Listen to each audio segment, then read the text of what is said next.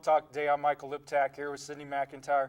Kate Brown, the Secretary of State of Oregon, she's going to make history Wednesday when she is sworn in as the new governor of Oregon after their governor had to step down for some political reasons. It's going to be a big story because Kate Brown, she is the first openly bisexual governor that will be in the United States. And I'm going to ask what Sydney thinks about this. It's the first time that we've had anyone bisexual as a leader of a state. What are your thoughts on this? And do you think it's a sign that our society is finally going in the right direction? You know, the fact that we're talking about this subject alone is kind of funny because I've talked to a lot of people where, you know, when it comes to even the presidency, we have always had a male that has been in the presidency. We don't have a female. And so I think it's interesting for us to see somebody like step into this position and step into a highly political role as a female and as, you know, within the sexual orientation.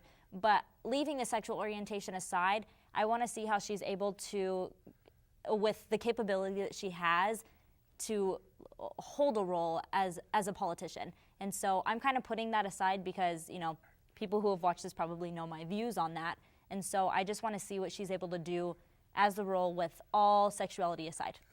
If she's going to step in as this. I'm hoping that this is a sign that we're going to just really start to put aside what a person's sexual orientation is. Mm-hmm. That doesn't matter about what any job a person does do.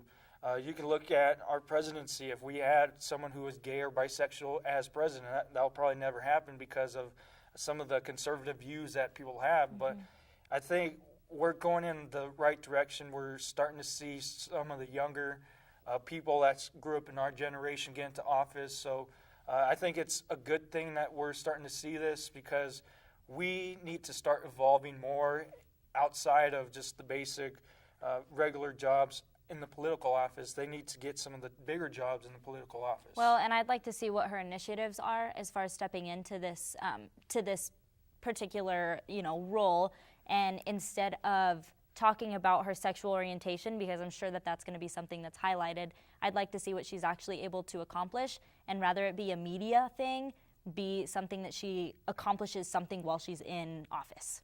I'm kind of curious, though, if we would have saw this, if she would have been elected governor, she actually ran herself, if even no matter where it was, if it was Oregon, Washington, or anywhere in the United States, if a person ran openly, if we would have the same results. Instead of her, since she was in the role of Secretary of State, she came in and she's, I don't want to say handed to her, but that's kind of how it is. She's being handed the job instead of actually being elected by the people, which is a lot different than running and having to take questions about that with people in the public.